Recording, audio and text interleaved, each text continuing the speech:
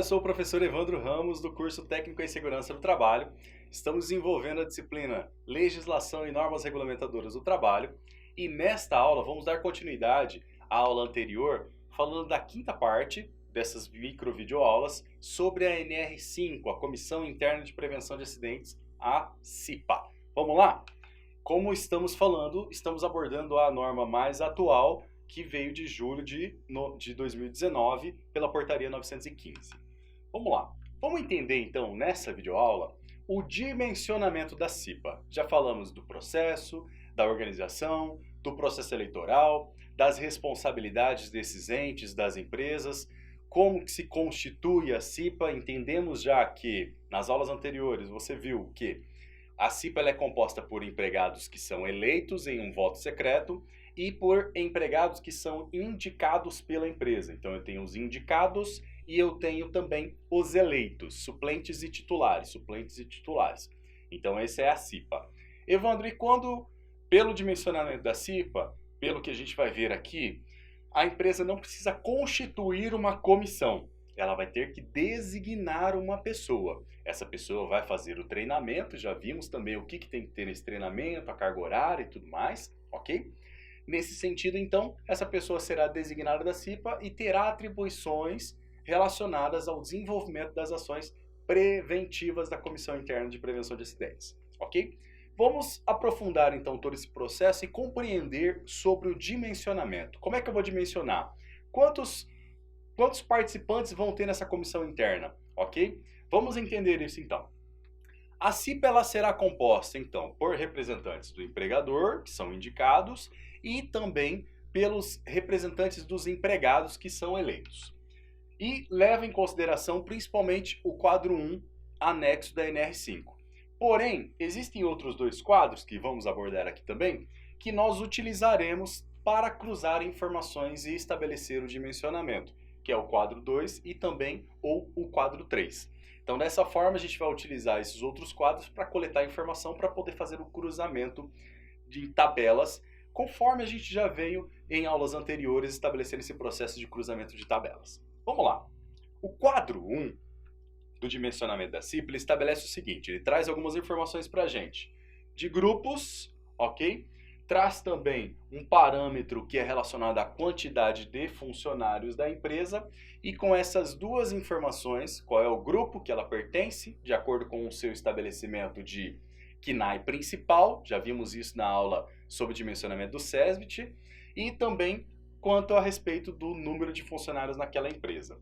Então, nesse sentido, nós teremos o número de funcionários, que é um parâmetro importante, e nós teremos também os grupos que eu vou consultar em outro quadro, ok?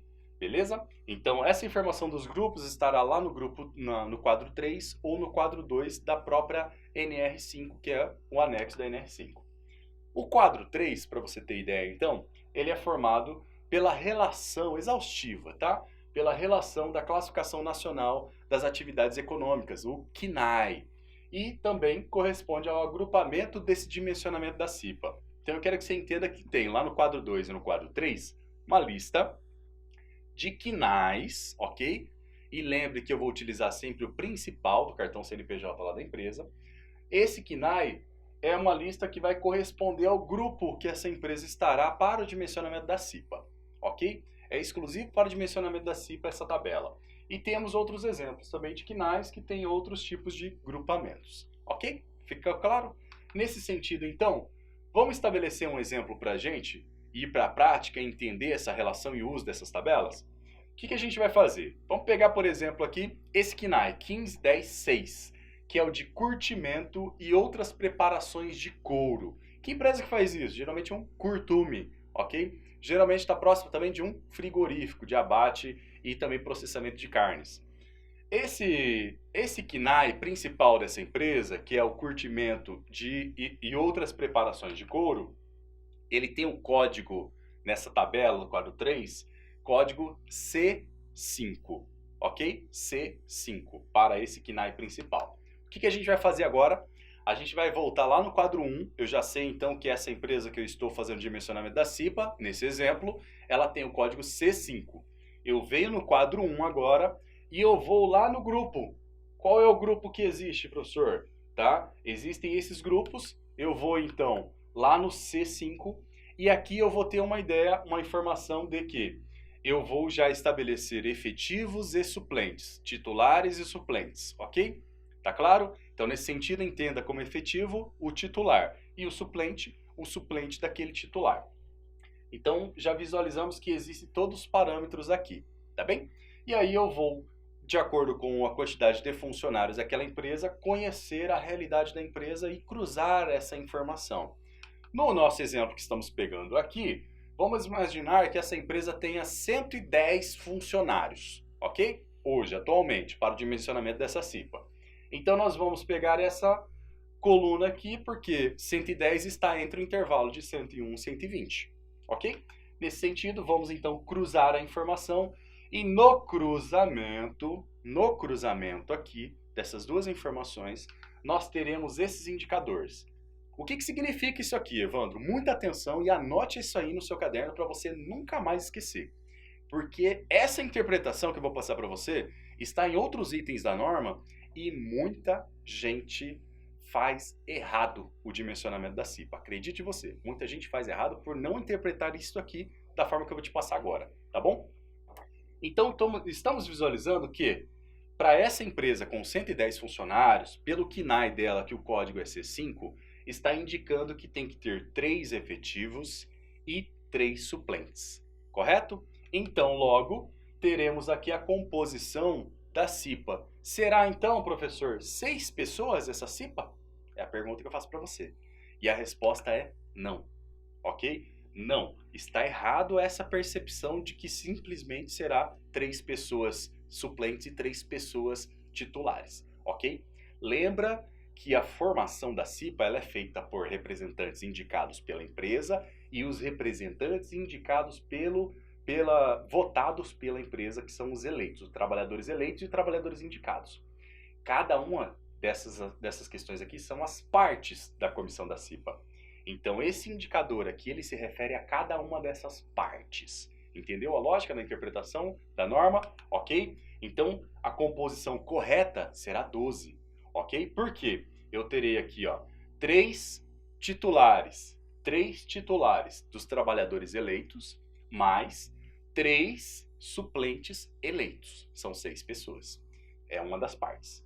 E aí eu vou ter também 3 titulares indicados pelo empregador e 3 suplentes indicados pelo empregador. 3, 6, 9, 12.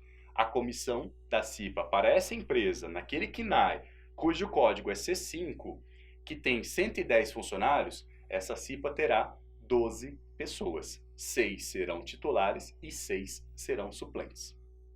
Compreendeu? Anotou tudo? Se não entendeu, volta o vídeo e veja de novo. Isso é muito importante que você não faça esse processo aqui de maneira errada no dimensionamento da CIPA. Ok? Bom, acredito que você tenha compreendido todas essas questões de dimensionamento da CIPA. São simples, mas são importantes e têm regras importantíssimas para o estabelecimento correto da CIPA. E lembrando que, ainda aqui na tabela, se não enquadrar nenhum profissional relacionado à CIPA, por exemplo, aqui de 0 a 19, você está vendo que está em branco. Eu não preciso de pessoas. De 20 a 29, para alguns grupos, também está em branco. De 30 a 50, em alguns grupos, também está em branco. Significa o quê? Quando a empresa estiver dimensionada nesses quadros aqui, independente do grupo e a quantidade de funcionários, quando não tiver indicação e estiver em branco, significa que ela não precisa constituir a CIPA. Não precisa ter eleição, ok? E a empresa somente designará um funcionário. E esse designado será o responsável por desenvolver as atribuições da CIPA. Acredito então que você tenha compreendido esses aspectos que são importantíssimos sobre a CIPA. Com essa videoaula finalizamos essa NR, essa interpretação dessa NR, cuja o trabalho favorece e fortalece o seu trabalho como SESMIT naquela empresa. Agradeço muito a sua atenção e aguardo você na próxima aula.